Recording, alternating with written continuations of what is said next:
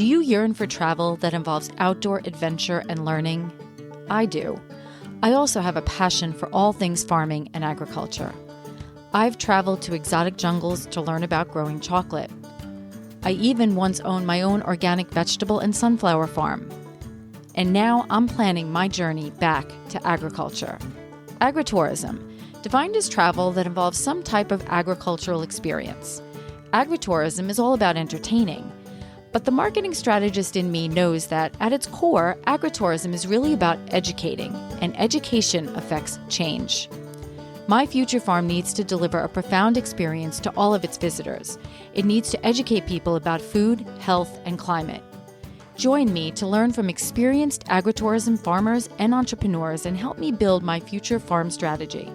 And who knows, maybe one day soon you'll find yourself in a tropical jungle cutting open cacao pods with a machete, or savoring an outdoor plant-to-plate community dinner with 100 guests at a farm in Illinois. So let's tap into the agritourist in you. When I was visiting Crayfish Bay Organics, an organic cacao farm on the island of Grenada, there was an open-air cabin filled with woofers. I had no clue what the term woofer meant at the time.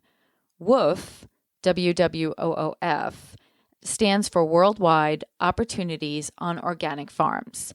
Basically, a woofer is a person who is working or volunteering on an organic farm and in return gets free room, board, and food. What an amazing opportunity to learn, travel, experience the world, and support organic. I filed that knowledge away at the time. And as I began my agritourism journey, WWOOF came across my Instagram. And all I could think about was what an amazing agritourism opportunity that WWOOF provides. Traditionally, the younger generation has embraced woofing. In Grenada, the cabin was filled with much younger adults. However, I think woofing could be an amazing experience for someone at any age, especially someone trying to reinvent, learn, grow, connect, or disconnect, and travel. Part of this podcast is an interview with Jenna Pollard, the membership program manager of WWOOF USA. But part 2 was something that came out of my interview with Jenna. When I told Jenna I was interested in woofing after my daughter graduates, she mentioned Pattie Baker, at the time an almost 60-year-old woman who woofed across America and back. Pattie wrote a book about her experience called Round America with a Duck. Pattie describes herself as a 1960s child that was about to turn 60 who traveled solo 10,000 miles via bike, buses, trains, and woofing in search of hope in a country at a crossroads and world in crisis during the hottest year on earth. So I had to read Pattie's book, and part 2 of this podcast is with Pattie Baker, who will tell us all about her woofing adventure across America. Join me, Jen Ross, for the next 2 episodes of the Agri-Tourist Podcast, and let's go woofing. How are you? Good. How are you? I am good. I'm good. So where are you right now? Oh, I'm at my home. I live in northern Minnesota, so this is my like little upstairs office. I like the look of it. Very rustic. Thank you. I know, with the like live tree or whatever. Anyway, that's terrific. It's good for meetings. Absolutely. So first, I want to first explore what WWOOF is, okay? And we can talk about the acronym. But first, I'll tell you when I first heard the name, I was in Grenada at Crayfish Bay Organic Cacao Farm. I was there to learn about chocolate and to explore the island. And we were staying like in a very outdoor, rustic Airbnb.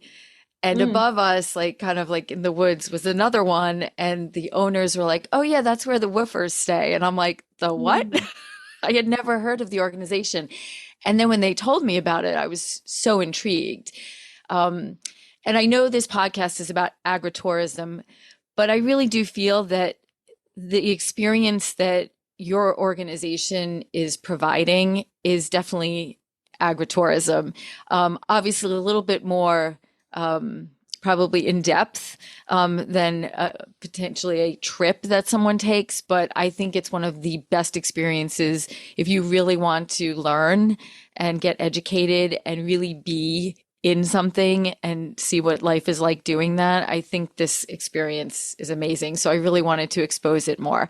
So without further ado, I will have, I have Jenna Pollard with me. You're the membership program manager, correct, of WWOOF USA. So what is WWOOF? Wow, what a great question. WWOOF is, it's a global movement. It's all around the world, and it's a way to connect organic farmers and homesteaders with individuals who want to learn those skills and experience that lifestyle. So very much like a form of agritourism, as you were describing. The really special thing about WWOOF is that it's totally non-monetary. It's about people engaging with each other as friends. And so a farmer would invite a woofer, which is what we call the people who go and visit host farms to learn skills. They would invite them like a friend, but they haven't met them yet. And so it's this really dynamic exchange where you're meeting somebody new, you're welcoming them to your farm, or you're visiting a new farm, and then you're helping out with activities. So it's a way to engage with agriculture, to learn directly from a host farmer, to get mentorship. And then during your stay, the host is feeding and housing you. So there's like an educational and a cultural exchange that's happening. And visits last all different lengths of time, from like a 1-day visit up to, like a full season 6-month visit. It's really what the woofer wants to learn and how much time they have to invest in learning those skills. Excellent. So let's back up. How did this start? Because it did not start in the US, correct? This is a worldwide, I mean, the actual acronym stands for Worldwide Opportunities on Organic Farms. Mm-hmm. So give me a little bit about the history of how this started and then how the United States started it. Yeah, for sure. So it all started in 1971, and the original acronym for WWOOF was Working Weekends on Organic Farms. And it was originally devised as a way for Londoners to get out of the city on the weekends, get their hands in the soil, build a connection with the source of their food, and help out organic farmers. It was really built out of this desire to support organic farmers who are struggling in so many ways, but are doing, the good work of farming sustainably. And so that's how it all started. And then the concept of woofing spread all over the world. It very much spread in a grassroots kind of way. There isn't one overarching WWOOF organization. Each country and each area sprouted up, their own WWOOF group. And that's what happened here in the US. WWOOF USA is a nonprofit, and we officially got started in 2001 as WWOOF USA. And prior to that, there were some people participating in like a WWOOF type exchange. And so, like I said, it's always kind of spread informally, but has definitely over time. I mean, it's been 53 years now that the global movement's been happening. Has become more and more organized, formalized, and collaborative. Like we now collaborate internationally with other WWOOF groups. And there's more than 130 countries around the world that have host farms participating in WWOOF. Wow. So so let's talk about farmers. So if I'm a farmer, how do I, what's the opportunity for me? So how do I get signed up? Like what do I have to do? What are the requirements? Just give me that side, piece of it. Yeah, totally. So most hosts that join WWOOF hear about WWOOF through word of mouth. So like more than 70%. And I think that that's a really important part of getting into the program is hearing about somebody else's personal experience and, feeling that kind of connection and like it's something you want to try. And one of the first steps that I always recommend for potential hosts is to join. Once a month, we have a webinar that answers questions for people who want to know more about WWOOF. It's called Hosting 101. And we do link to it on our website, woofusa.org. But I think it's a great way for a potential host to get connected with other people who are interested in WWOOF and also with a staff member, and to just, get all of their nitty-gritty questions answered, because I think there's a lot of questions that come up when you're considering welcoming a stranger, into your home and sharing your lifestyle with them. But when someone is ready to sign up, they sign up on our website. We have a host directory, and that directory is a list of host farms, and every host has a profile. So the process of signing up is a lot about creating a profile for your farm, answering questions about, what kind of learning opportunities you provide, what your accommodations and meal plan are like.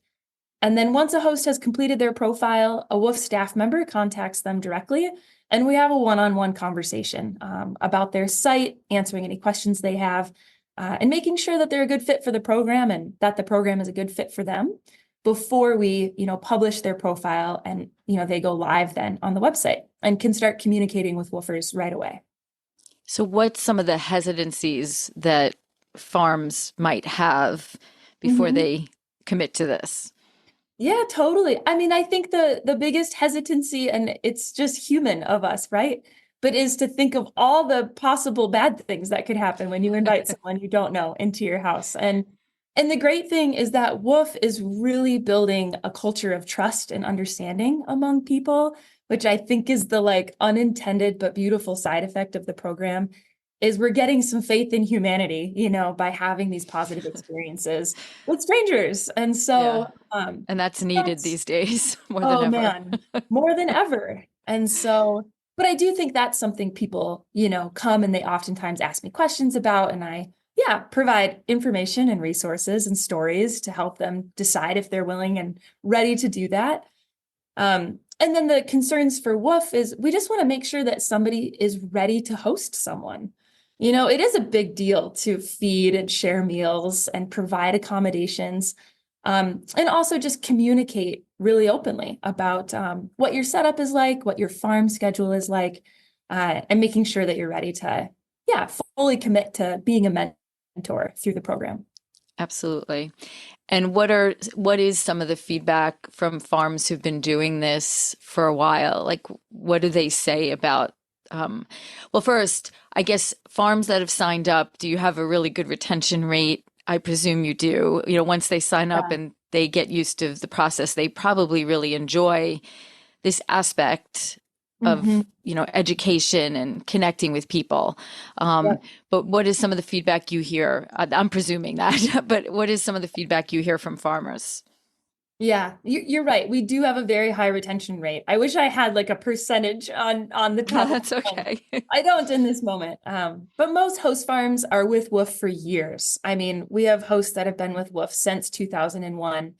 And most hosts stick with the program for a really long time. It's a learning process. And so I feel like each year when I'm communicating with hosts, they're learning new things, right? And they're establishing new practices, new rhythms in hosting woofers. But I mean, for a lot of hosts, it's not just the help that they're getting on their farm, it's the relationships they're building. I mean, I hear stories from hosts, like I heard just yesterday, there's a host that has been welcoming an international family of woofers from Portugal for 18 summers in a row. Like they met them 18 years ago through the WWOOF network, and now they've just continued to come. It's like their summer tradition as a family. And so it's a lot of those ongoing relationships and ongoing connections that I think are the biggest reason hosts continue with the program. And then also, for a lot of hosts who are educators, it's that ability to teach young people how to farm, and explain to them why they choose to do the farming practices that they do. That's, it's then spreading into the future. They can then stay in touch with that person, learn about their farming journey, continue to be an ongoing mentor. So yeah, that's the kind of feedback that I hear of why people love being a host. So let's talk about the person who's interested in this. You mentioned young people. Is there a certain, I presume there's a younger demographic, but it's not limited to that, correct? Totally. Our oldest woofer right now is in their 80s, and they're absolutely I want to try this. Yeah, there's absolutely no upper age limit to woofing. And we've definitely seen an increase in the number of retirees who are going woofing as a way to travel, meet new people. And, for a lot of people, it's a bucket list thing. They're like, I want to help out on an organic farm, or I want to learn how to grow my own food. And so whatever stage in life you're able to, go out and do that, WWOOF is there for that. For longer woofing visits, like if somebody's going to spend a month or more on a farm, it is more common that somebody between the ages of 18 and 25 has a month where they can just take off and go farming. And usually that's related to like not having a family or, responsibilities. But, although most woofers are 18 to 25, yeah, like I said, we have woofers of all ages participating in the program. Excellent.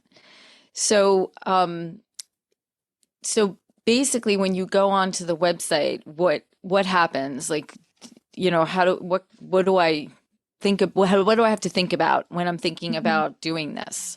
Yeah, totally. Well, if you're a woofer, so if you're someone interested in visiting farms, I really encourage you to get started by going to woofusa.org and just clicking on hosts. There's a big button at the top that says hosts.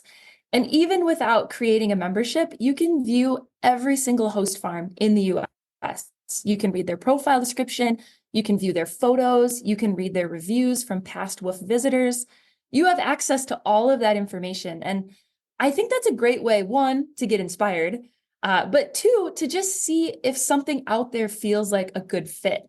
And obviously, if you want to try woofing locally, maybe look, within a day's drive or a couple hours drive of where you're currently living, see if there's any host farms.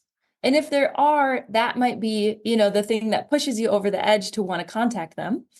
And to do that, similar to hosts, woofers also create a profile that shares some information about themselves, why they want to go woofing, why they're pursuing visits at host farms. And then once they've created a profile and activated their account, you can contact as many hosts as you would like. So you could, contact that one farm in your neighborhood that you want to visit, or you could contact farms all over the country to inquire about a possible visit. And then obviously globally too, if you wanted to look into that. Absolutely. So there is a website, woof.net, and that is kind of the international home for WWOOF organizations. And woof.net has a really cool world map where you can just zoom in and click on different countries and go to whatever website exists for that country. Like I said, most countries have their own organization. So you kind of go to woof.net, figure out where you want to go in the world, and then go to that organization's website to view their hosts. Okay. So how did you get connected to the organization? Yeah, good question. When I was in college, I was studying environmental studies, biology, botany, and I got pretty fed up with the academic side of farming. I just felt like, oh my gosh, my brain's going to explode. I need to get my hands in the soil. And so right after college, I went and woofed on a farm in southern Minnesota for 7 months and did a full season of really diving in. And it was awesome. I mean, it was completely life-changing. I feel like my 7 months on that farm really determined the trajectory for the rest of my life. And following that experience, I traveled internationally. I woofed in New Zealand and Japan and Cambodia and Laos and Thailand and South America. I loved WWOOF. I loved the concept of being able to travel. And for me, the hardest part about traveling is how you sometimes feel disconnected. You feel like you're kind of an outsider, And WWOOF, man, it makes you an insider, instantly, because all of a sudden you're sitting at a family's dining room table, engaging in conversation with a local. You have somebody who's excited to show you the coolest waterfall that nobody knows about. It's just an amazing way to connect with other people. And so I did primarily use it, following that first farm experience. I used it traveling internationally as a way to stay and make connections. But then I did come back to the US and I started working for WWOOF because I heard about in 2017, they did an ambassador program where they hired individuals to go around and visit every single host farm in the US, interview the host, make a video of the farm, just basically document these farms. And so I visited over 100 farms through that ambassador program. And that's how I got connected with WWOOF USA and eventually became a full-time staff member. Wow. That's a very cool Yeah. story. I'm impressed. Fun. Yeah, I've So worked for WWOOF but for 5 years. yeah, you lived and breathed it. So you know how to really connect, and explain it to people in a very powerful way. So how do you see, like, when the organization, I guess focus on the US, how has it evolved since the time, you've started with it to now, and how do you see it evolving for the future? You know, what does it need to do to kind of keep the interest of people coming in? I know that obviously, this resonates with me. I love agriculture. I think this is an amazing experience. I get it. But there are a lot of people who don't get it. And people are so busy these days. It's like, how do you make them stop and say, you know, this is a good thing? Mhm. So Mhm. just give me your thoughts on how it's evolved and what's your trajectory for the future? Yeah, great question. Okay, I think the biggest thing that has evolved since the start of WWOOF is technology and the way that people communicate. So even when WWOOF USA started in 2001, the way that it worked was that host farmers would write into WWOOF, they'd submit a little like written description of their farm, their phone number, and their farm location. And it was actually, we would make a paper directory, so like a printed book of farms. And then as a woofer, you would write in with, a little fee and say, okay, please send me the WWOOF USA host directory. And we would mail it out to them. So, at that time, you'd get your little book of host farms, you'd page through it, highlight farms you thought were cool, and then call up the farm. So, that is very different from what's happening today, which is all communication happens through our website. So host farms have, this interactive profile, woofers have profiles, members review each other publicly on the website. All of the communication is happening, through the messaging system, and there's calendars to help you coordinate your visits. I mean, technology is what has changed the most, but the mission, vision, and the way that WWOOF expresses itself has really remained unchanged. Like the concept of a non-monetary cultural and educational exchange, that's what WWOOF will always be. We're here to provide connection. And I think like a lot of things happen after people get connected. You might meet someone through WWOOF who, yeah, eventually becomes your best friend. And, you have this whole other relationship outside the program.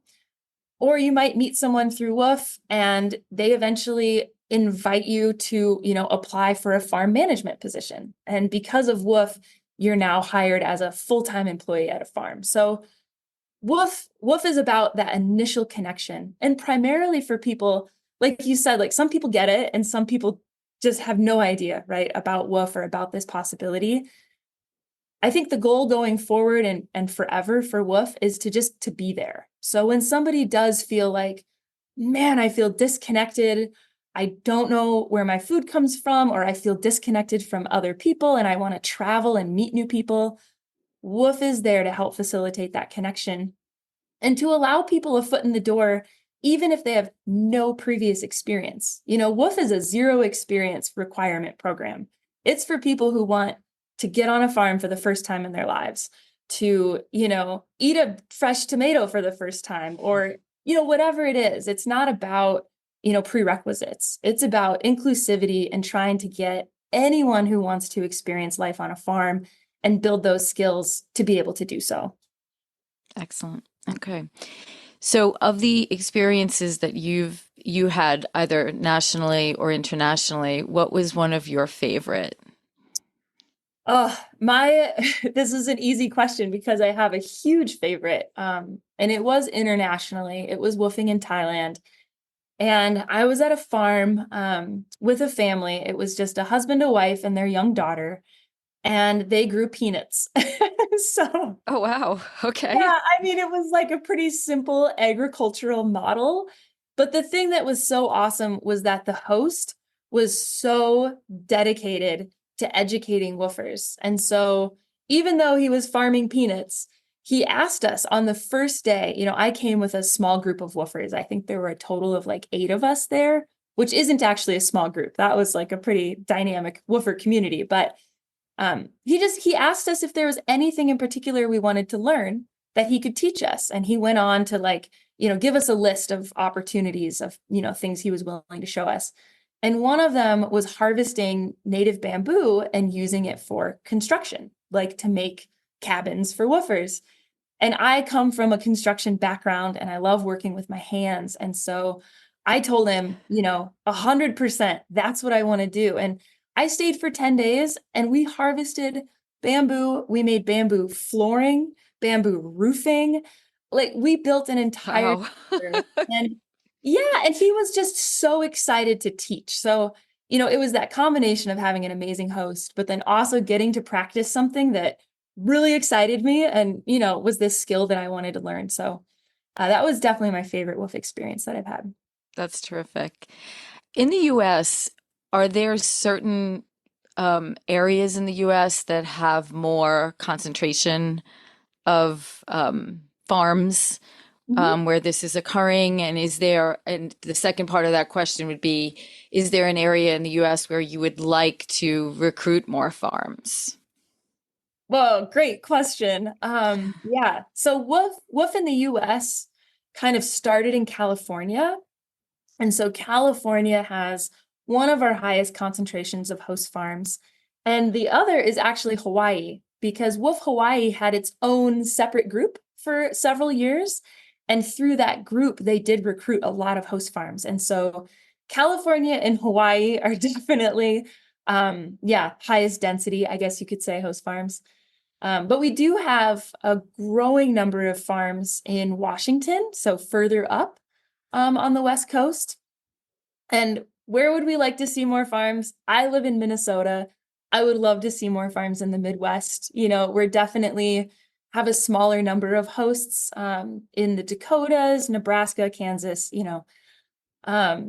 and I think that they're really special opportunities to learn on farms here. There's a lot of family farms that have been in the same family for multiple generations. And there's many more production farms. So not just homesteads, but farms that are actually making their living farming. And so that's a really special opportunity for a woofer as well, not just to learn how to grow food, but how to sustain your lifestyle by selling, the things that you're growing. So we are constantly trying to recruit more farms in the Midwest. And in Minnesota, we do currently have about 60 host farms. So it's not a small number, but of course, we'd like to see it grow. And what about the East? What about by me? Yeah, wait, remind me where you are, Jen? I'm in New York, Long Island specifically, but the whole North, I guess the Northeast, even the Southeast, just curious. Because obviously, like I know Florida has some amazing farms, and I'm assuming the areas that have a little bit better weather all year long are probably a little bit more attractive. We obviously have some seasons, but we have some beautiful seasons, though. Yeah, no, we have a lot of incredible hosts on the East Coast, especially, Maine, Vermont, New Hampshire, New York, upstate New York. A lot of hosts. I would say almost the same density as California, but not quite. But boy, some of our longest time hosts are in the Northeast, and especially a lot of farms who have been farming organically for the longest. I feel like the history of organic agriculture in the Northeast specifically is so strong. I don't know if you've ever been to the organic farming conference in Maine. It's called the Common Ground Fair. I have not, but Okay. now I will look it up. I'll put a plug in for it. It's coming up in September and it's just incredible. Historically, Wolf has had a table there. We aren't this year, but I believe it's the longest running organic fair in the country. And it's just, it just really kind of shows you the dedication of that community to organic agriculture. So we have a lot of amazing farms. No, there's some definitely, I know many organic farmers from that, that have written books and, have had a huge influence on the organic movement. How do you recruit mostly? Are you going to events like that? Is that where you get most of your farmers from? And obviously, I'm assuming word of mouth as well. Yeah. So it is over 70% word of mouth, and it's not word of mouth necessarily from Woof staff. to potential hosts, it's host to host. And so we try to provide encouragement, resources. We've helped hosts have like community potlucks and different things to try to get the word out about WWOOF. But we do, we attend events. My coworker, Tori, who you originally connected with, does all kinds of newsletters, emails, social media outreach to try to share woofers' stories through videos and photos, and help inspire people or just let people know about the program itself. And so we have a lot of different, outlets that we're using, but in the end, we really rely on members to just talk about their experiences to other people, because that seems to be the thing that works the best, is to hear somebody's experience directly and then, reach out. Excellent. Well, I think this is an amazing experience for someone at any age. I just think it's a great experience that the organization is offering, not just nationally, but internationally.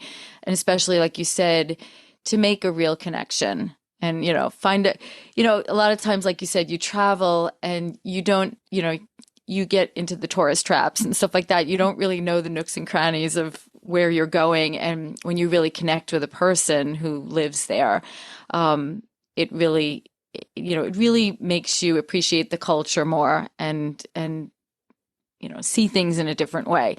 And then just to be part of this, I definitely was exploring some farms, and I'm in a different stage where my youngest will be graduating college next year. So I'm like, maybe I want to take a month and celebrate that. But so I think what you're doing is amazing, and I will definitely get the word out through this podcast and through my outreach. Is there anything else you want to add that we didn't cover? Oh, wow. Great question. I think one thing that just came up based on what you were just saying about your stage in life and wanting to go woofing once your daughter graduates, a woman named Pattie Baker, Patti, just published a book called Round America with a Duck. And she's 60 and she visited WWOOF host farms all across the US while traveling on public transportation with her bike, her foldable bike. So it's a really cool book, and it shows, a woofer's experience who isn't your, typical 18 to 25-year-old woofer, but somebody who's in her 60s, has full-grown children. And so anyway, I think I just want to put in a plug for Pattie's book, Pattie Baker. I think it's just a great insight and shares her stories as well. But excellent. I will include her. I will look that up. I love stories. Please. I love stories like that because people need that inspiration. Yeah. And they need to know it's doable, So Jenna, this is great. Thank you for taking the time to speak to me. Like I said, I think this is a great agritourism opportunity. It's unique from obviously some of the things out there, but I think it's an amazing opportunity for people to look into. So thank you. Keep doing what you're doing. Yeah, thank you. And please keep in touch as you go woofing. I want to hear about your Absolutely. All right. Have a great day. Yeah, you too. Bye. Bye-bye. I hope our Agri-Tourist podcast prompts you to think more about where your food comes from, whether it be your vegetables, fruits, meats, and even those sweet treats. Don't forget to subscribe and share this podcast with someone you think may truly benefit from or be inspired by it. Visit us at agri-tourist.com. Until next time.